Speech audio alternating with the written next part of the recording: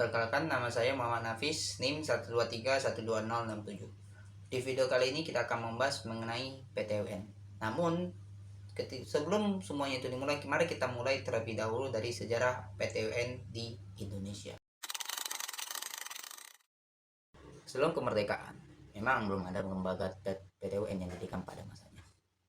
Dalam penyelesaian sengketa ini, mereka melakukan dua cara. Yang pertama itu adalah melalui hakim peradilan umum atau badan khusus yang didirikan di lingkungan pemerintah sendiri atau biasa dikenal sebagai peradilan semu. Contohnya itu dengan adanya lembaga MPP atau Majelis Pertimbangan Hajat yang didirikan pada tanggal 11 Desember tahun 1915 yang didirikan di Jakarta. Yang mana hal ini dalam pembentukan ini merupakan penyesuaian yang ada di negara Belanda. Baru setelah kemerdekaan, pembentukan PTUN ini sudah dimulai. Yang ini dengan adanya Undang-Undang Nomor 9 tahun 1948 mengenai susunan dan kekuasaan badan-badan kehakiman dan kejaksaan yang menyebutkan istilah peradilan tata usaha pemerintahan. Dan juga dalam pasal 66 sampai 67 itu ada menyebutkan mengenai istilah-istilah PTUN. Nah, puncaknya itu ada pada tahun 1986. Nah, di mana disahkannya Undang-Undang Nomor 5 tahun 1986 pada tanggal 20 Desember tahun 1986. Namun, PTUN ini baru terbentuk pada tanggal 14 Januari tahun 1991 dengan adanya peraturan pemerintah nomor 7 nomor tahun 1991 mengenai penerapan Undang-Undang Nomor 5 tahun 1986. Nah, di mana tanggal 14 Januari inilah diperingati sebagai hari lahirnya PTUN. Setelah kita membahas mengenai sejarah PTUN, mari kita bahas mengenai kompetensi PTUN. Nah, dalam kompetensi PTUN itu terdiri dari dua. Ada yang namanya kompetensi absolut dan juga kompetensi relatif. Kompetensi absolut itu kompetensi yang dilihat berdasarkan sengketa yang berada di bidang tata usaha negara. Sedangkan kompetensi relatif itu adalah kompetensi yang dilihat berdasarkan wilayah hukumnya. Nah, untuk menentukan sebuah kompetensi relatif PTUN itu sendiri ada beberapa cara. Yang pertama, gugatan itu dapat diajukan melalui PTUN yang berwenang meliputi tempat kediamannya seorang tergugat. Yang kedua, jikalau tergugat itu lebih dari satu dan tidak berada di wilayah yang sama, maka gugatan itu dapat diajukan di tempat kediamannya salah satu tergugat. Nah, jikalau memang penggugatnya itu tidak berada di wilayahnya seorang tergugat, maka gugatan itu dapat diajukan di wilayahnya penggugat dan akan diteruskan di pengadilan yang bersangkutan. Nah, jikalau memang penggugat dan tergugat itu berada di luar negeri, maka itu dapat diajukan di Jakarta. Dan yang terakhir, jikalau penggugatnya di luar negeri, sedangkan tergugatnya berada di dalam negeri, maka pengajuan gugatan itu di wilayah hukumnya seorang tergugat. Setelah kita memahami ini, mari kita lanjut mengenai subjek dan objek PTUN. Subjek dari PTUN itu terdiri dari dua. Yang pertama itu adalah penggugat dan juga tergugat. Penggugat itu adalah orang atau badan hukum perdata yang merasa kepentingan yang dirugikan akibat sebuah keputusan yang telah dibuat. Sedangkan tergugat itu adalah sebuah badan atau pejabat tun yang membuat sebuah keputusan berdasarkan wewenang yang dimilikinya, yang mana hak ini digugat oleh orang atau badan hukum perdata itu sendiri. Nah, sedangkan objek dari PTUN itu sendiri adalah sebuah ketetapan tertulis, yang mana disebut sebagai keputusan atau bahasa istilah hukumnya sebagai basiking.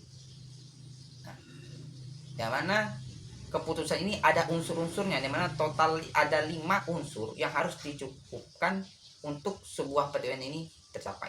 Yang pertama itu adalah keputusan itu harus tertulis. Yang kedua itu adalah dikeluarkan oleh badan atau pejabat itu sendiri.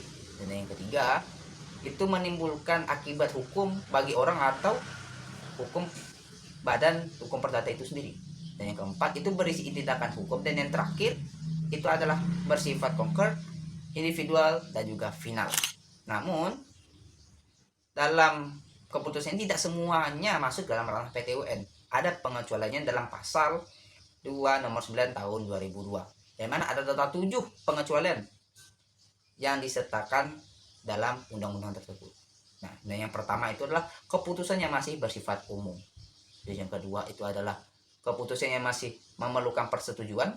Dan yang ketiga itu adalah keputusan yang dibuat berdasarkan hasil pemeriksaan badan peradilan. Yang keempat itu adalah keputusan KPU atau Komisi Pemilihan Umum, baik itu di daerah maupun pusat mengenai hasil pemilihan umum. Yang kelima itu adalah keputusan yang masuk ke dalam ranah perdata. Yang keenam itu adalah keputusan yang masuk ke dalam ranah pidana atau peraturan-peraturan lainnya yang masuk dalam pidana. Dan yang terakhir adalah keputusan yang masuk ke dalam ranah tata usaha TNI.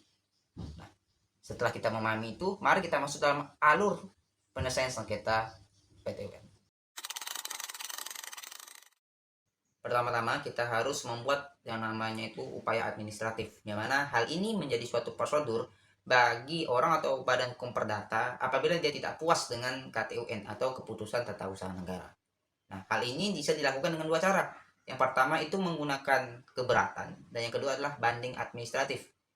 Nah, jika kita menggunakan keberatan, itu ditempuh dengan cara mengajukan keberatan kepada badan atau pejabat terkait. Sedangkan untuk banding administratif itu kita mengajukan suatu banding kepada badan atau pejabat terkait atau melalui instansi lainnya. Nah, setelah kita mengajukan upaya administratif, barulah kita akan mengajukan yang namanya gugatan, yang dimana gugatan ini adalah permohonan yang ditujukan kepada badan atau pejabat tun yang diajukan kepada pengadilan untuk mendapatkan sebuah keputusan. Nah, setelah kita mengajukan gugatan, barulah kita akan masuk kepada pembuktian, dari mana pembuktian itu harus melengkapi sekurang-kurangnya 2 alat bukti menurut pengetahuan hakim, yang mana hal ini dicantumkan dalam pasal 107. Nah, alat buktinya apa saja?